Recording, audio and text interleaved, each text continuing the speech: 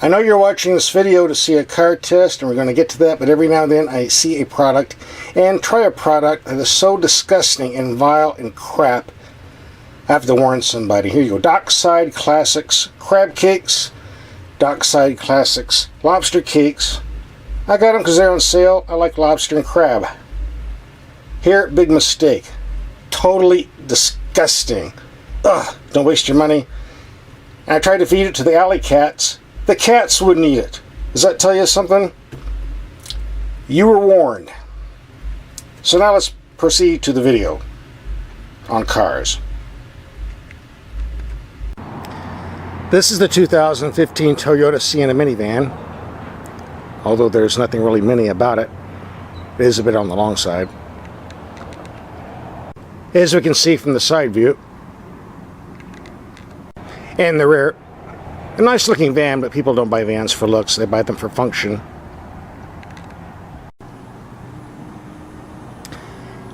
And speaking of function, you can see with the third row seats folded down, we have plenty of room in here. I didn't put them all down, just a few, so you can see the difference. Under the hood is the proven 3.5 liter V6. I believe the horsepower rating was 266 last time I looked. It's hooked to a 6-speed automatic gearbox. The EPA rates this at 18 miles per gallon in the city and 25 on the highway. We're going to be racking up some miles on this to see what the real world mileage is at the end of this video. Unlike other YouTube testers that only drive their cars during the day, we also drive these at night and test the headlights. We're going to take this out now and see how these perform. So we got the sun out of our way and got some darkness. So let's go try out the headlights.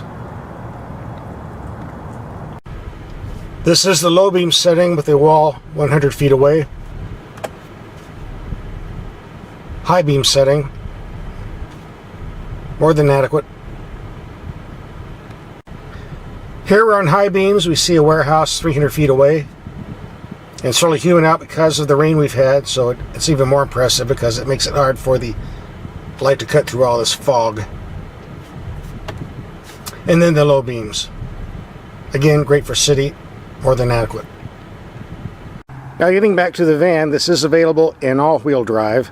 But if you get all-wheel drive for driving in wet conditions, you lose a spare tire, so they give you run flats, which provide a very rough ride.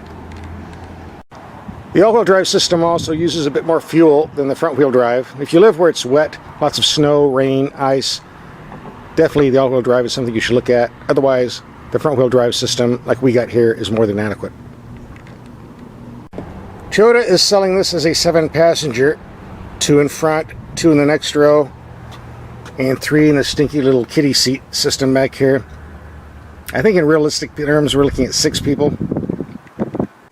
If you do need to seat 7 passengers, Toyota has a bench seat on a second row you can get, which will give you 2 plus 3 plus the 2 back here for a total of 7, but they do advertise it as an 8-passenger. So take your pick. For 2015, Toyota updated the interior a bit. Did a good job. Got a nice gauge cluster here. Push buttons on the left for all the gadgets. The big console. 2 large glove boxes. Definitely comes in handy. A climate control system with real knobs, the way it should be. A navigation stereo system that's reasonably easy to use. Also get some knobs. These sun visors do slide for blocking out sun on the side. You'd be surprised a lot of the car makers that don't do this. If you like cup holders, we get 4 for the 2 front passengers. 1 drink for each hand, I guess. In daily driving, the Sienna is very pleasant to drive. Smooth, quiet, comfortable, nice seats. Nice brakes. The electric steering doesn't have that much feel, but it's responsive enough. A nice commuter. If you like taking long highway trips, this is definitely a vehicle that you'll enjoy. Not only for the comfort, being able to handle all the people in gear. If you're interested in buying one of these, there's one thing you need to know about the price. Now, the base Honda Sienna van usually runs around $28,000 to $29,000 without all the goodies on it. This one was the top of the line limited, $45,020.